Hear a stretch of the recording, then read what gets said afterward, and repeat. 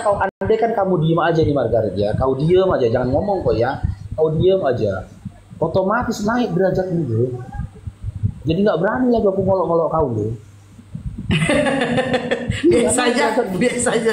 Iya, makanya aku diam aja tadi kau dia kan. Tapi kalau masalah kau mau mengolok-olok itu urusan kau lah dengan Tuhan kan gitu. Karena memang ya pakaian ini pun tidak bisa juga dinyatakan orang yang menggunakan pakaian ini kecuali ya kan mengaku-ngaku muslim terus dia berbuat seperti ini seperti itu kena dia pidananya. Cuman kalau aku pribadi tadi nengok si Margaret ini terdiam aku gini, makanya aku terdiam. Mulia kau hari ini Margaret. Dengan penampilanmu kau mulia, tapi kau diam ya, jangan ngomong ya. Kalau kau ngomong berserak memang Margaret. Iya. Tapi teman-teman, aku nggak bilang apa itu isti ini si Margaret ini iya. Dengan penampilan dia seperti ini, ya. Ini perwira polisi pun menggait dia ini loh. Pengusaha pun tertarik sama dia.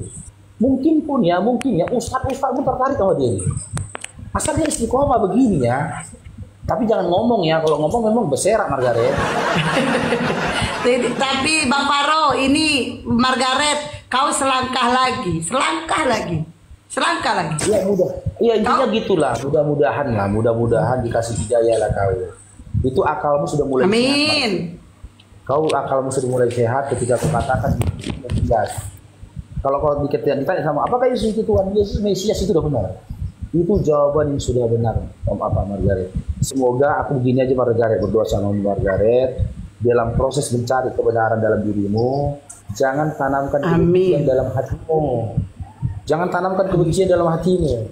Aku yakin percaya kau adalah makhluk ciptaan Allah yang cerdas, makhluk ciptaan Allah yang disempurnakan dengan akalmu. Ya, saranku jadi jangan ada tanamkan kebencian dalam dirimu. Silahkan kamu naik ke koma-koma apologi Islam. Tapi yakinkan kau mau mencari kebenaran. Jangan cari pertanyaan ya yang tidak ada jawabannya atau tidak mau menghadirkan edukasi buatmu. Kalau hadis yang kau sampaikan tadi ya tentang seton tadi itu tidak mengarah hanya kepada umat Islam. Seluruh manusia di situ karena tidak ada kata Islam dan Muslim. Tidak ada kata Islam dan Muslim dalam hadis tersebut. Seluruh manusia memang dalam dirinya itu ada syaiton. Dalam dirinya ada syaiton. Ya, menang atau tidaknya seorang makhluk terhadap gangguan syaiton tersebut, tolak ukurnya adalah takwanya kepada Allah. Bagaimana dia bertakwa kepada Allah. Jadi gini Margaret ya, entahlah mudah-mudahan aku salah ya. Kalau kulihat kau ini Margaret, kenapa kau cara bicaramu seperti ini? Ya, kau tuh maaf cakap Margaret ya, jangan tersinggung kok ya. Aku akui, kok nggak nyambung. Diajak ngobrol kok nggak nyambung gitu loh. Cuman di satu sisi aku dengar kabar dari tuh istri anakmu 3. Jadi perempuan ini teman-teman, ketika dia memiliki persoalan pribadi dengan suaminya, mudah-mudahan aku salah Margaret ya. Aku tidak benarkan perkataanku, mudah-mudahan aku salah. Bisa jadi kau ini seperti ini, ya seakan-akan depresi dengan persoalan hidupmu. Entah itu perbuatan suamimu. Bang, enggak. Ya kan kau bilang mudah-mudahan aku salah. Kan kau bilang mudah-mudahan aku salah. Gitu loh. Bukannya itu Margaret. Bukannya laki kau nggak nampai anak kau. Enggak, itu urusan pribadi dia itu. Jangan diangkat dipublish. Itu urusan pribadi dia. Ya, itu aib keluarga dia, jangan dipublish. Kan gitu. Jadi aku cuma bisa berdoa semoga ya kau punya hidup yang lebih baik. Kau punya suami yang sayang sama kau, mencintai kau, memang benar-benar menghargai dan memuliakan kau, dan memang menginginkan kau dari ujung rambut sampai ujung kakimu, ya terlepas dari segala kekurangan dan juga kelebihanmu. Tapi aku nggak yakin Margaret, wallahi aku tidak yakin kau akan dapati laki-laki yang bisa membahagiakan kau dengan anak-anakmu jika kau tidak memiliki pasangan yang bertakwa kepada Allah. Yakin. Memang apa? Gak bisa kita pungkirin di dalam imanmu, dalam iman Kristen itu tidak ada hukum. Tidak ada hukum dan juga tuntunan bagaimana seorang suami bisa menyenangkan hati istrinya, tidak ada. Kalau di dalam Islam ya ada banyak hukum dan juga ketentuan bagaimana seorang suami harusnya bersikap dan bertanggung jawab terhadap istrinya. Di mana hukum tadi memastikan manusia yang satu dengan manusia yang lainnya tidak melakukan kezaliman. Tidak melakukan kezaliman. Di dalam hal harta sajalah, dalam hal penghasilan atau gaji, laki-laki itu tidak boleh ingkar. Tidak boleh dia ingkar, tidak boleh dia meninggalkan tanggung jawabnya. Gitu loh. Yang harus diprioritaskannya itu adalah kebahagiaan istri dan juga anak-anaknya. Kebahagiaan laki-laki ini beda, Bang. Kebahagiaan laki-laki bukan ketika dia mampu membeli sesuatu, bukan. Kebahagiaan laki-laki bukan gara-gara dia mampu melakukan mampu dia untuk memuaskan dirinya, bukan. Kebahagiaan seorang laki-laki ketika dia mampu memberikan sesuatu kepada istri dan juga anak-anaknya. Itu kebahagiaan laki-laki. Padahal nggak nampak, dia punya uang ini misalkan 30 juta ini teman-teman. 30 juta. 30 juta ini dihabiskannya untuk istri dan anak-anaknya, dibelikan istrinya ini, dibelikan suami anaknya ini, kan gitu. Bahagia dia laki-laki itu. Dia bahagia padahal dia nggak dapat apa-apa, sempaknya pun nggak kebeli. Padahal laki-laki itu begitu, laki-laki Islam seperti itu karena apa? Karena seperti itu yang dituntun oleh Nabi Muhammad SAW. Kayak si Margaret kan. Kenapa Margaret? Kau tahu nggak filosofinya? Kenapa wanita muslimah itu harus menutup auratnya seperti ini? Karena apa? Karena yang boleh menikmati kecantikanmu itu hanya suamimu. Kau itu kalau kau jadi istri seorang muslim, kau itu bak mutiara yang tersimpan. Maaf cakap Margaret ya, maaf cakap ini ya. Kalau ada pun yang seperti itu nggak apa, yang seperti ini pun tidak menyalahi dalam Islam. Saking berupayanya suamimu menjaga kehormatanmu dan dia ingin cuman dia saja menikmati kecantikan dan juga tubuhmu, dia tak mengizinkan kau kerja. Dia tidak izinkan kau kerja. Dia perintahkan kau cuma di rumah ngurus anak-anakmu dan dia berjanji pada dirinya sendiri. Dia berupaya mencukupi segala kebutuhanmu. Gitu loh, itu filosofinya. Karena yang boleh melihat tubuhmu, kecantikanmu hanya suamimu. Makanya ditutupin auratnya ketika keluar rumah. Gitu loh. Jadi pakaian yang kau pakai saat ini adalah lambang kemuliaan di mana pada masa zaman Nabi Muhammad SAW. Ya pada zaman Nabi Muhammad SAW dan zaman sebelum Nabi Muhammad SAW sebenarnya pakaian ini sudah ada. Pakaian seperti ini sudah ada. Inilah yang membedakan antara orang merdeka dengan budak. Orang merdeka di zaman dulu nggak ada itu yang keluar rumah buka jilbab, buka kepala, pakaian you can see, nggak ada itu. Itu budak, itu perbuatan budak pada masa itu. Makanya pakaian ini adalah pakaian kemuliaan bagi seorang wanita. Dan seorang wanita yang mengenakan pakaian seperti ini, tak akan ada laki-laki yang berani memandang dia dengan pandangan yang lain, yang nggak akan ada. Karena dia tahu ini perempuan adalah perempuan yang menjaga kehormatannya. Contoh, kalau kamu berpakaian seperti ini, nggak akan ada laki-laki yang berani menjulurkan tangannya untuk bersalaman sama kamu, nggak ada. Nggak akan ada itu, karena dia tahu kau pasti termasuk orang yang menjaga hubungan antara kau dengan mahrammu yang bukan mahrammu. Tapi kalau kau pakaian terbuka, berani orang menjulurkan tangannya untuk nyalam kau, gitu loh. Di situ letak kemuliaannya. Jadi mudah-mudahan ini adalah langkah awal lah kau mendapatkan hidayah, Margaret. Kau sudah mengatakan Yesus itu bukan Tuhan dan dia adalah Mesias. Dan kau katakan Tuhan itu adalah Elohim. Dengar Margaret, Tuhan pencipta langit dan bumi tak pernah memperkenalkan dirinya dengan nama Elohim, dengan nama Yahweh, dengan nama Adonai. Itu adalah nama yang diada-adakan oleh manusia.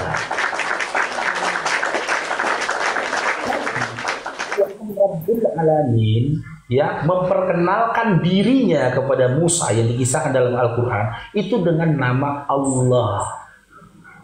Nama Allah tidak ada data pun. Bahkan kalau dibuka itu kitabnya Musa, tidak ada di dalam kitabnya Musa Tuhan memperkenalkan dirinya dengan nama Yahweh, Yahweh, Adonai, Elohim. Tidak ada itu.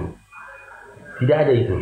Jadi ketika kau katakan Yesus itu sebagai Mesias, ya, maka dan bukan Tuhan, maka Yesus tidak punya hak atas surga dan juga nerakamu. Karena yang berhak atas surga dan nerakamu, Bang Warbal, barakallahu fikum, ya, adalah Tuhan yang telah mengutus Yesus. Lihat Margaret, Tuhan yang telah mengutus Yesus, disampaikan Yesus syukurnya yang tertulis dalam Matius 11 nomor 25. Aku bersyukur padamu Bapa, Tuhan langit dan bumi. Kami umat Islam berdoa dengan sebutan Alhamdulillahirabbil alamin. Bersyukur kepada Tuhan langit dan bumi. Sama doaku sama doanya Yesus, ya, Sang Mesias yang kau katakan tadi. Yesus pun bertuhan kepada Tuhan yang Esa. Yesus bertuhan kepada Tuhan Esa, bukan Tuhan yang Tritunggal. Di mana itu? Di dalam Markus 12 nomor 29. Ketika Yesus berkata, dengarlah Shema Israel, Tuhan Allah kita, Tuhan itu Esa. Dia tak pernah berkata, kita jujur-jujuran aja lah dalam Bible ya. Yesus itu nggak pernah berkata, aku adalah Tuhan dalam bentuk kemanusiaan, aku adalah Tuhan dalam kedagingan, aku adalah Tuhan yang diturunkan ke dunia, kelak aku akan kembali kepada hakikatku Tuhan, ya, di surga nanti menjadi Bapa. Tidak ada. Aku adalah wujud lain dari Roh Kudus, itu tidak ada. Jelas, singkat, padat Yesus mengatakan Tuhan Allah itu Esa. Dan kami umat Islam pun memiliki iman yang sama Yesus yang termuat di dalam surah Al-Ikhlas. Jain coba mute Bang Jain kalau nggak ngomong. Yang ketiga, Yesus itu beriman kepada Tuhan yang tidak kelihatan.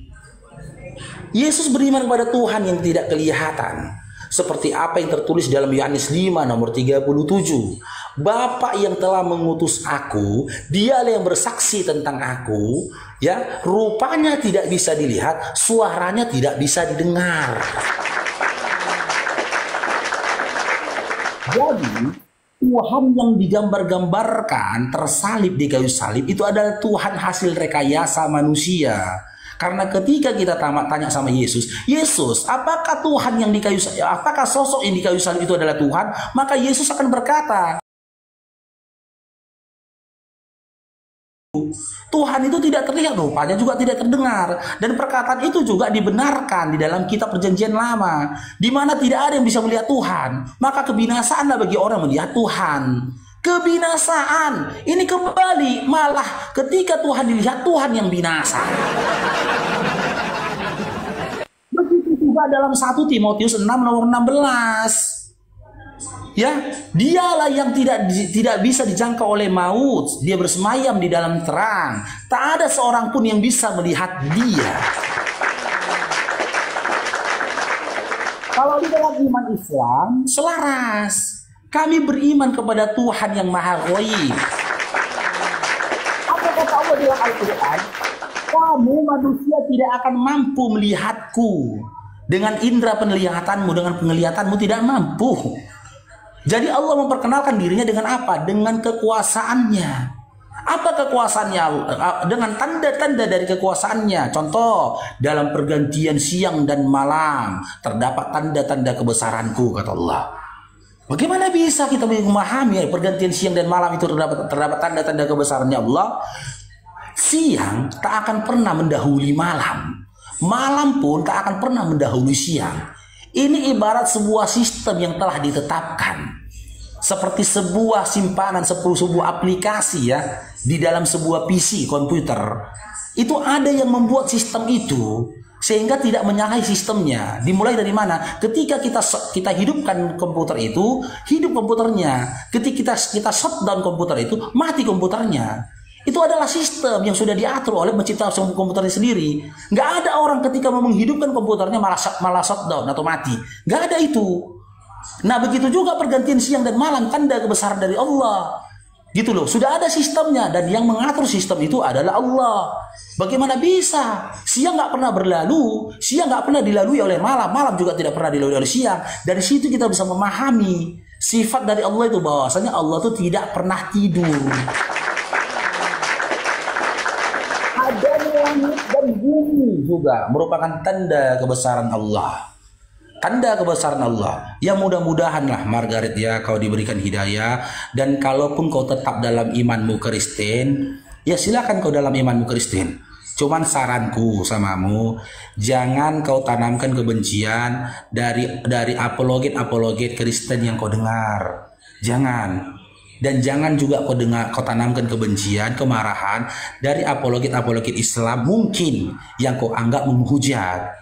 Karena mulai detik ini ketika ada orang yang menghujat dalam imanmu, sesungguhnya kau ini sudah keluar dari iman Kristen. Ketika kau nyatakan Yesus tidak Tuhan, kau bukan Kristen lagi, Margaret. Betul nggak, Margaret? Tapi Petrus mengatakan Yesus Tuhan, Bang. Kan saya tanya kamu. Tadi kamu katakan Yesus bukan Tuhan. Lalu bagaimana dengan Bapa, Putra, dan Roh Kudus? Itu kan satu hakikat. Mengatakan Bapa, Putra, dan Roh Kudus itu satu hakikat. Kapan? Kapan? Dikatakan oleh Yesus seperti itu. Aku dan Bapa adalah satu. Itu bagaimana tanggapannya? Kapan dikatakan, Margaret? Kapan tuh? Di mana tertulis, Margaret? Di mana tertulis dalam Bible? Yesus menyatakan ya, Bapa, Putra, dan Roh Kudus adalah satu. Putra dan Roh Kudus, tiga Tritunggal. Iya, aku dan Bapa adalah satu, kata Yesus. Di mana tertulis, Margaret? Yohanes 10:30. Iya. Aku dan Bapa adalah satu. Iya, mengapa ada ayat seperti itu? Aku dan Bapa adalah satu. Oke, aku kasih kau gambaran begini, Margaret ya. Ketika aku menjadi kepercayaan dari Bapak Prabowo Subianto selaku presiden, apa yang salah ketika aku mengatakan aku dan Bapak Presiden adalah satu? Kesatuanku dan Bapak Presiden apa? Aku berani berkata begitu. Karena aku tahu betul aturan dan juga peraturan yang disampaikan Bapak Presiden.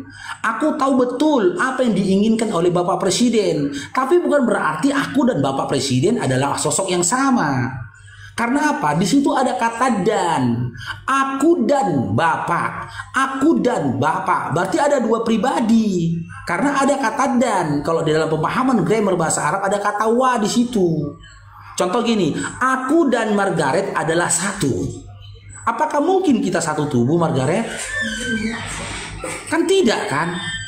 Jadi kesatuan antara Yesus dengan Bapa, apa itu kesatuannya? Nah, baca dalam Matius 7 nomor 21. Coba silakan. Apa kesatuan Yesus dengan Bapa? Baca di Matius 7:21.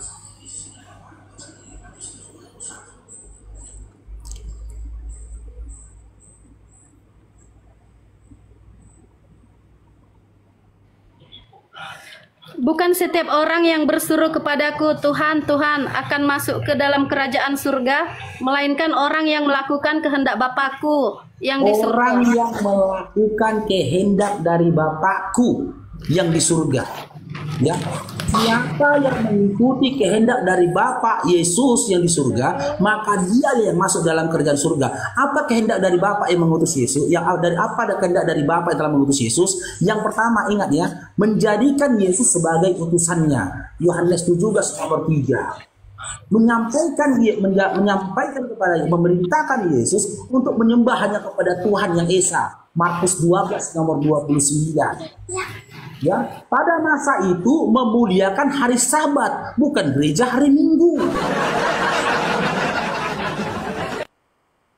Itu keinginan dari Bapa. Tidak ada keinginan dari Bapa yang telah mengutus Yesus menjadikan Yesus sebagai Tuhan dan juga sesembahan. Benar nggak?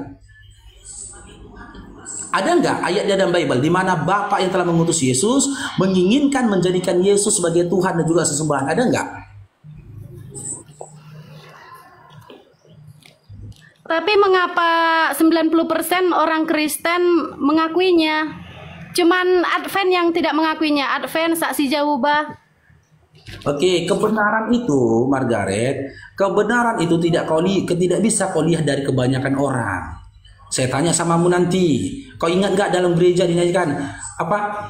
Di dalam surga ada dua jalan, lebar dan sempit. Mana kau pilih? Menuju surga jalan sempit apa jalan lebar? Lebar. Sempit lah. Kau Sempit, jalan yang sempit. Jalan yang lebar itu menuju ke neraka. Jadi kebenaran itu, kok nggak pernah gereja sekolah minggunya kok Margaret? Ya gitu kok nggak tahu. Bukan neraka. Sempit itu bukan ke neraka. Di dalam surga ada dua jalan, lebar dan sempit, mana kau pilih? Yang lebar api, jiwamu mati, kan gitu. Kan gitu lagunya kan? Yang lebar api, jiwamu mati, tapi yang sempit. Masa enggak tahu lagu itu? Jadi kebenaran itu Margaret bukan berdasarkan kebanyakan orang Margaret. Lebih banyak orang masuk Nggak dengar lagu gitu Bang. Apa? Nggak pernah dengar lagu kayak gitu. Nah, jadi gini, ketika kau ingin mengetahui kebenaran dari Yesus, kau cari informasi dari Yesus. Jangan kau dengar 90% Kristen, jangan. Apa sih kata Yesus? Contoh ini kita bertanya sama Yesus. Yesus, apakah engkau Tuhan? Apa kata Yesus? Dia utusan. Yohanes 17 nomor 3. Yesus, siapakah Tuhanmu? Dijawab Yesus, Matius 11 nomor 25. Aku bersyukur pada Bapa, Tuhan langit dan bumi. Tuhan dia katanya. Yesus, apakah kau maha kuasa? Dijawab dia dalam Yohanes 5:30. Aku tidak bisa berbuat apa-apa tanpa Bapa yang telah mengutus aku. Penghakimanku adil, kata dia. Terus kita tanya lagi, Yesus, apakah Tuhan itu 3 dalam 1, 1 dalam 3? Dijawab Yesus, Allah itu Tuhan kita Esa. Markus 12 nomor 29. Yesus, apakah aku beribadah di hari Minggu? Jawab Yesus, Matius 5 nomor 17-18, di mana dia menyempurnakan hukum Taurat, di mana dalam Taurat yang diperintahkan untuk memuliakan dan mensucikan hari Sabat, hari Sabtu. Kenapa kok hari Minggu? Yesus, apakah aku beribadah dan menyembah kepadamu Yesus? Dijawab Yesus dalam Lukas 4 nomor 8, hanya kepada Tuhan Allahmu sajalah kau menyembah dan berbakti. Yesus tak berkata menyembah dan berbakti kau padaku, tidak. Lukas 4 nomor 8 ketika kau tanya Yesus, siapakah yang layak untuk kusembah? Hanya kepada Tuhan Allahmu saja kau menyembah dan berbakti. Lukas 4 nomor 8. Layakkah aku memanggil engkau Tuhan Yesus? Dikata Yesus dalam Matius 7 nomor 22-23. Di mana orang-orang yang memanggil dia Tuhan, bernubuat demi nama dia, bermukjizat demi nama dia, diusir oleh dia dan dikatakan dia si pembuat kejahatan. Siapakah si penyesat itu Yesus? 2 Yohanes 1 nomor 7. Yang gak percaya dia manusia, dialah si penyesat dan antikristus. Dalam imanmu, data yang aku kasih tadi itu adalah perkataannya Yesus loh Margaret. Perkataan Yesus yang tertulis dalam Biblemu, dalam imanmu. Masih mau lagi kau dengar kata manusia? Seandainya seluruh manusia di atas bumi ini mengatakan ya sesuatu yang tidak selaras dengan perkataan Yesus di dalam Bible, kau masih berpegang kepada perkataan manusia, sementara kau mengklaim dirimu percaya kepada Yesus, sementara Yesus tak pernah menyatakan dirinya Tuhan. Coba kita berpikir Margaret. Tapi bagaimana dengan Yesus berasal dari surga? Oke, di mana Yesus mengatakan dirinya berasal dari surga? Sebab ada peristiwa Bunda Maria menerima kabar dari malaikat Gabriel. Oke, adakah malaikat Gabriel dalam Lukas 1 nomor 31, Lukas 2 nomor 11 mengatakan anak ini dari surga? Ada, jujur Margaret. Dalam Lukas 1 nomor 3. Lukas 2? Lukas 1 nomor Lukas 2 nomor 11. Bagaimana itu? Hari ini telah lahir Kristus Tuhan di kota Daud. Sementara Kristus itu artinya yang diurapi. Jadi kita baca hari ini telah lahir yang diurapi Tuhan di kota Daud. Dia yang diurapi Tuhan, bukan Tuhan. Dan di dalam Lukas 2 nomor 13 itu tidak ada Yesus menyatakan, tidak ada malaikat mengatakan Yesus itu dari surga. Lukas 1 nomor 31 pun tidak ada Gabriel mengatakan engkau akan mengandung seorang anak laki-laki yang berasal dari surga. Nggak ada. ada. Tapi isinya Lukas 1 nomor 31, engkau akan mengandung seorang anak laki-laki dan hendaklah kau namai dia Yesus. Matius 1 nomor 18. Maria hamil dari Roh Kudus, bukan dari surga. Tapi malaikat itu dari surga, malaikat Gabriel. Malaikat Gabriel dari surga. Oke, malaikat Gabriel dari surga. Jika kau bermindset kan, ya, Tuhan itu dari surga, maka kamu harusnya nyembah siapa? Yesus atau malaikat? Malaikat.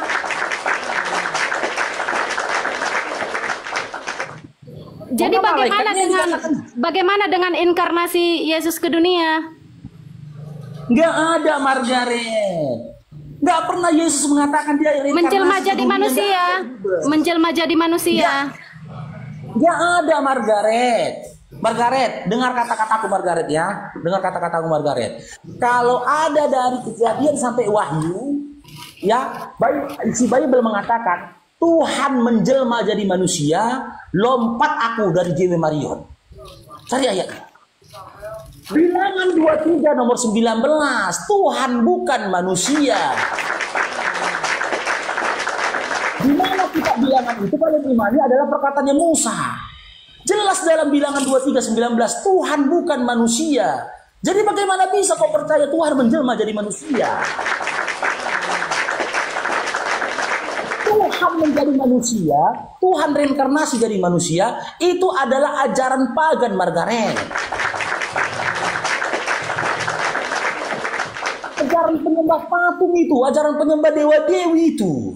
Di mana orang-orang pagan mengimani dewanya menjelma menjadi manusia. Itu ajaran dewa-dewi, Margaret. Jadi bagaimana? Jadi bagaimana kalau cuma Yesus penebus dosa? Di mana Yesus menyatakan dialah penebus dosa? Di mana? Yesus dipersembahkan dalam bait Allah. Itu nggak nyambung, Margaret. Yang dikatakan cuman Yesus penebus dosa, di mana ayatnya, Margaret? Di mana? Coba. Bukan, kenapa cuman Yesus dipersembahkan dalam bait Allah?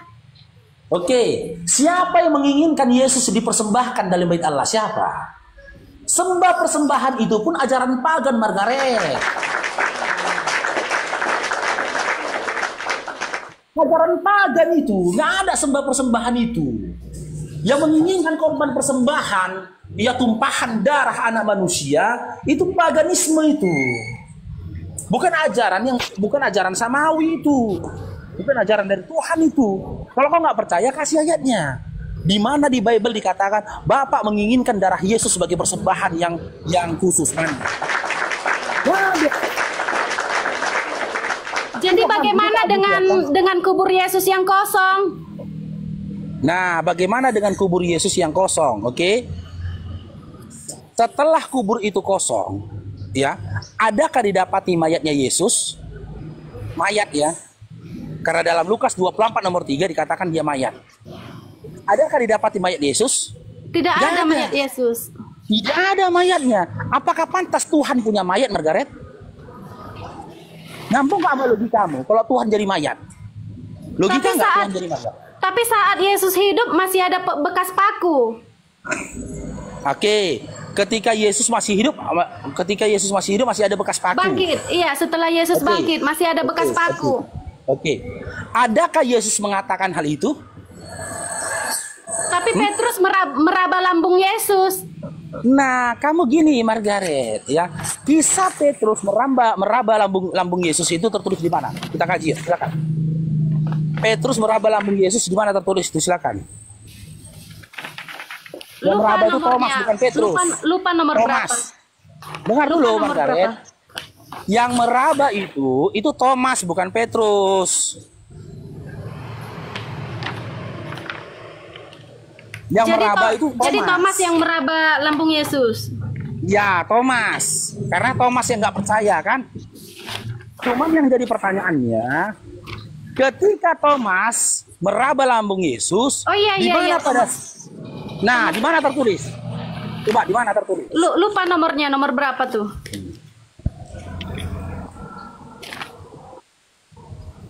Margaret, aku kasih saran kok ya. Memang kok cocoknya kalau diskusi pakai kayak gini. Nyambung. Baru kali ini nyambung sama kau diskusi. Baru kali ini. Ya memang kalau diskusi sama kau bagus, kau pakai baju gini lah ya. Nyambung. Selama ini gak nyambung. Bang Paro ngomong apa, kau tak jawab apa. Bang Paro lagi ngomong apa, kau tak kemana. Baru kali ini ku dengar kau nyambung ngomong. Coba. Memang biasa-biasa kalau kau naik pakai kayak gini ya. Kayak gini aja ya, Margaret ya. Bentar aku apa dulu 5 menit tok ya. Aku udah kerjaan 5 menit ini 5 menit. Siap. 5 aja Mas Margaretnya. Margaret, coba noise Bang Faro. Margaret, bacakan dulu aku. Bang Faro noise, akunnya yang satu lagi. Akun yang bersuara. Bacakan yang aku Yohanes 17:3. Yohanes 17:3. 17 ayat 3 ya? Ya. Sebentar ya, kita cari.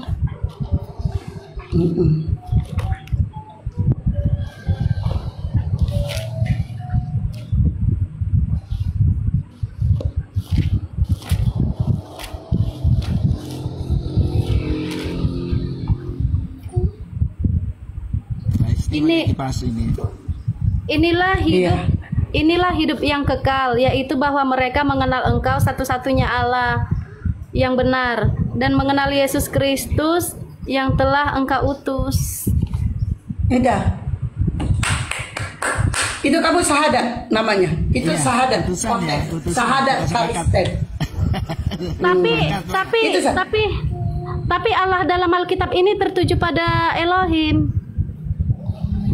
Iya, itu syahadat Kristen, syahadat kalian di dalam Bible, Yohanes 17:3. Iya. Inilah hidup yang kekal itu bahwa mereka mengenal Kau satu-satunya Allah yang benar dan mengenal Yesus Kristus yang telah Engkau utus. Sama dengan Islam. Asyhadu an la ilaha illallah wa asyhadu anna Muhammadar Rasulullah. Aku bersaksi tiada Tuhan selain Allah, Nabi Muhammad utusan Allah. Nah, di dalam Yohanes 17:3 aku ulangi lagi. Inilah hidup yang kekal itu bahwa mereka mengenal Engkau satu-satunya Allah yang benar dan mengenal Yesus Kristus yang telah Engkau utus. Jelas, Yesus utusan dan itu adalah syahadat kalian. Oke, Margaret. Margaret, tadi aku dengar banyak ya mengenai kau sama Bapak tadi. Aku dan Bapak adalah satu. Aku dan itu ada dua orang, yaitu Yesus dan Bapa adalah satu. Iya, mereka itu adalah satu pekerjaan. Apa pekerjaan Yesus? Yaitu menyampaikan firman di dalam Yohanes 17:8. Segala firman yang telah Engkau sampaikan kepadaku telah Aku sampaikan kepada mereka, dan mereka menerimanya, dan mereka tahu betul bahwa Aku datang daripadamu. Nah, jelas Yesus itu adalah menyampaikan firman sebagaimana Allah mengutusnya, sebagaimana Elohim yang mengutusnya. Itu Margaret. Jadi Margaret, kalau kamu mau bicara ya, aku suka dengan gayamu hari ini, nyambung sekali.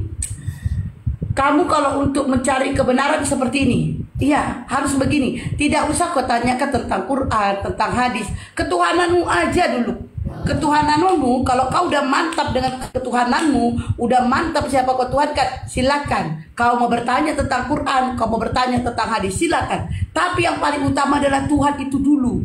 Siapa Tuhan yang sebenarnya? Siapa? Jelas dikatakan di Matius 11:25 dikatakan, ya, Aku bersyukur kepadamu Bapa, Tuhan langit dan bumi. Itu adalah perkataan Yesus. Itu perkataan Yesus. Yesus bersyukur kepada Bapa, Tuhan langit dan bumi.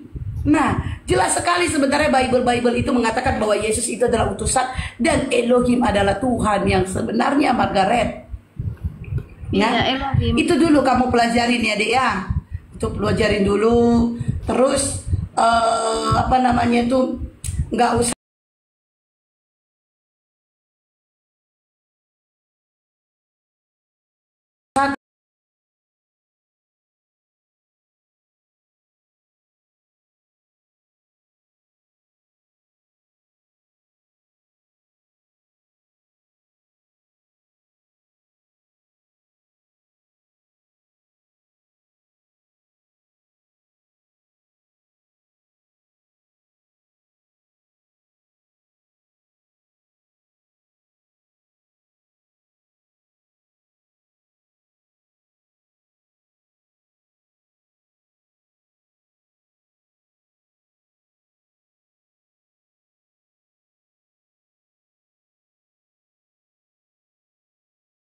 Aku senang dengan keadaan kau sekarang. gini, Jujur, senang aku.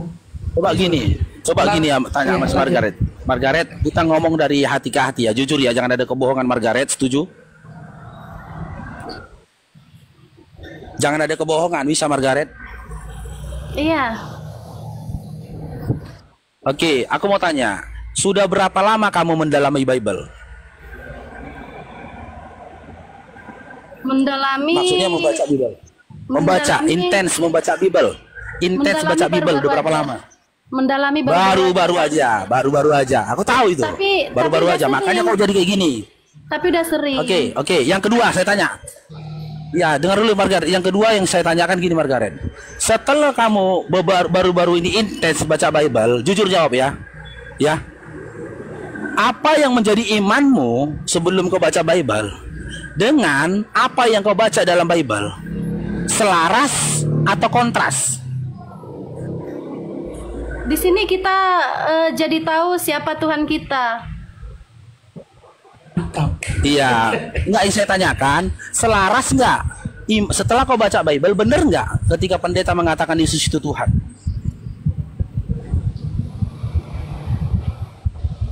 Iya, masih selaras, masih selaras. Nah, ini kau masih ambigu.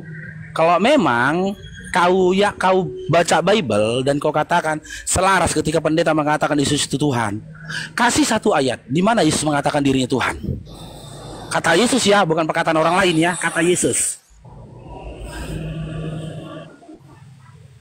Perkataan dia langsung ya, Yesus bukan tidak perkataan pernah orang. mengatakannya. Yesus sendiri tidak pernah. Nah, tidak pernah mengatakannya. Oke, sepakat, nggak pernah mengatakannya. Oke. Sekarang yang kedua.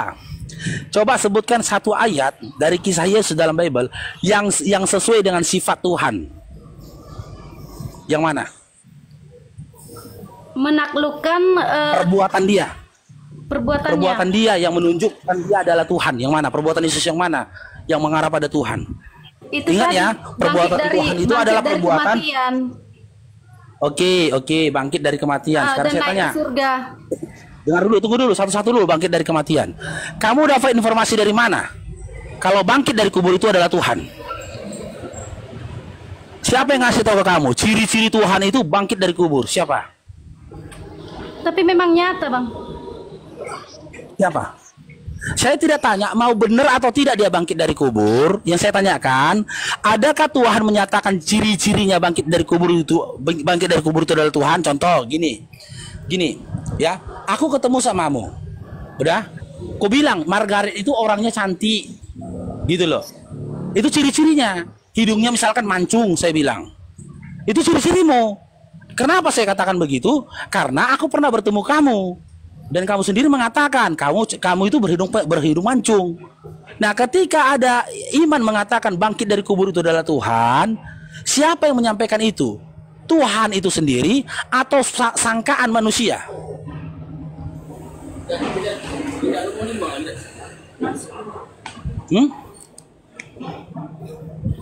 Tuhan itu sendiri yang mengatakan ciri-ciri dia bangkit dari kubur, atau sangkaan manusia yang mengatakan bangkit dari kubur itu adalah Tuhan? Bukan, Maria Magdalena menjumpai Tuhan Yesus. Jadi Tuhan Yesus mengatakan, Gini Margaret, saya tidak bilang benar atau tidak Yesus bangkit dari kematian. Saya nggak mau kaji itu, Margaret. Anggaplah benar, imanmu anggap benar, Yesus itu bangkit dari kubur. Yang saya tanyakan, kamu dapat informasi dari mana? Bahwasanya jika ada yang bisa bangkit dari kubur itu adalah Tuhan. dari Siapa yang penyaliban. mengatakan? Dari penyaliban Yesus. Bukan itu yang saya tanyakan loh. Gimana menjelaskannya samamu ya? Menarasikannya ya. Siapa yang menyampaikan kepada kamu jika ada yang bisa bangkit dari kubur, dia adalah Tuhan? Siapa? Tidak ada. Ini kali Bang Paru. Ini Tidak ada. Margaret. Udah jelas tidak ada. Tidak ada. Berarti ketika Yesus bangkit dari kubur, ya, terus dengan dalil itu dikatakan Yesus itu Tuhan, itu berdasarkan keinginan Tuhan itu sendiri atau persangkaan manusia?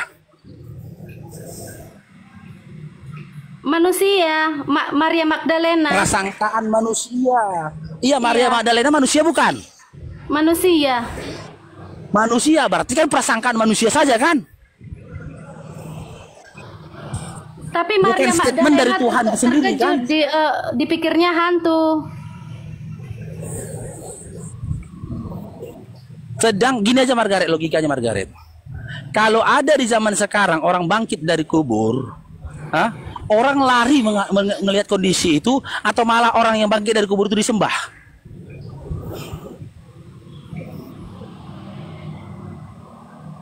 Orang akan lari kan?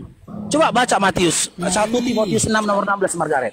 1 Timotius 6 nomor 16 baca dulu Margaret. 1 Timotius 6 nomor 16.